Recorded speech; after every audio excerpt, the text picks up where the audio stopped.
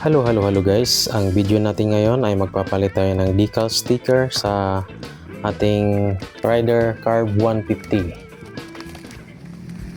Ganyan lang yung pagbalat ko guys. Ginamitan ko lang ng kuko.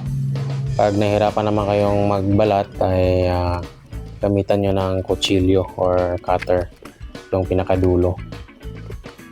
Ingat lang sa baka magasgasan yung pintura. Yan, pero ako kukulang ginamit ko guys. Kasi may kalumaan na rin siya. Madali lang siyang matanggal. After nitong mabuklat lahat ng sticker guys, matanggal lahat, pupunasan natin siya ng gasolina. Kasi may naiiwan pa siyang sa gilid yung mga lagkit. Tapos yung harap din, tanggalin lahat ng sticker. Ngayon, mag-a-apply na tayo ng gasolina.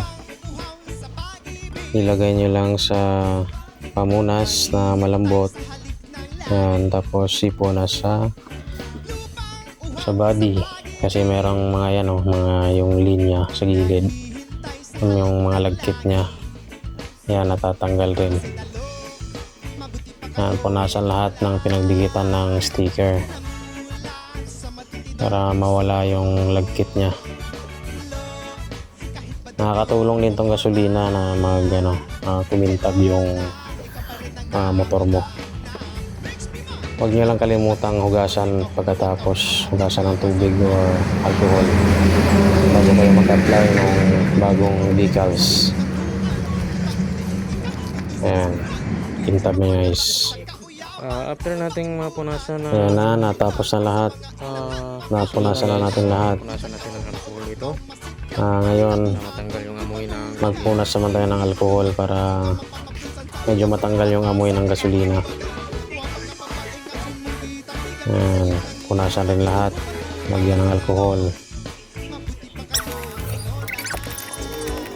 Ngayon, mag-start na tayong mag-apply ng sticker. Ito na yung bagong sticker guys. Kulay puti siya, black and white. Tsaka may parang gray. Bagay na bagay siya sa kulay blue. Tingnan na lang natin yung result mamaya.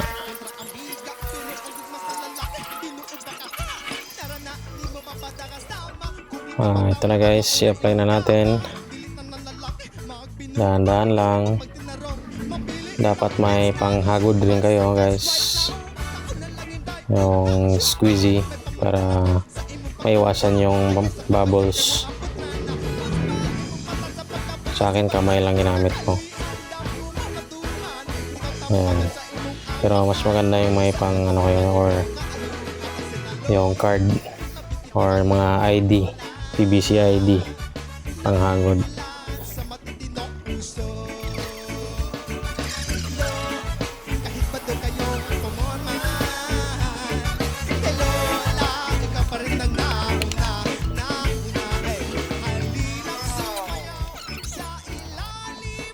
Ayan na guys yung apply ko.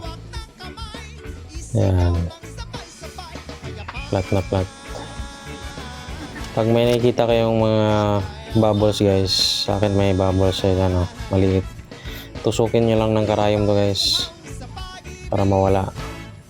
Kasi pag bubuklatin yan, baka hindi na masyadong madikit yung sticker pag binubuklat mo. Tusukin nyo lang guys, yan, nawala na.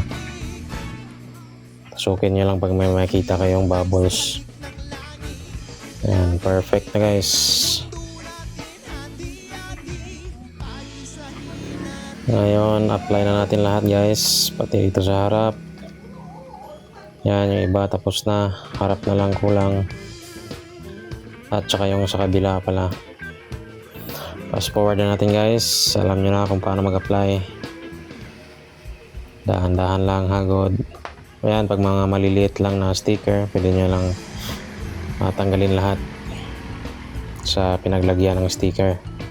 Pero pag mga malakihan, yun, unti-untiin nyo lang tanggalan ng papel. Fast forward na natin guys.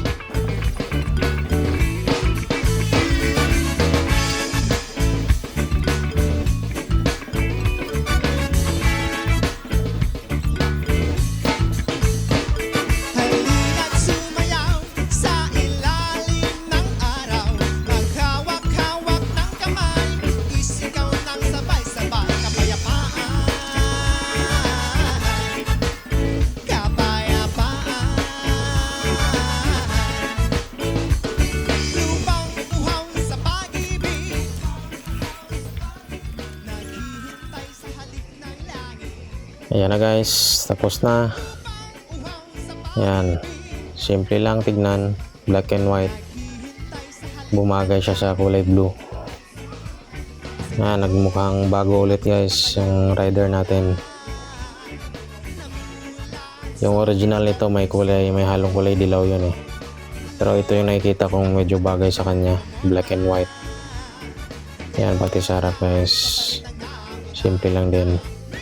Hindi ko na in-apply yung ibang, may mga free na may nakasulat na iba't ibang sticker. Okay na yung ganyan lang.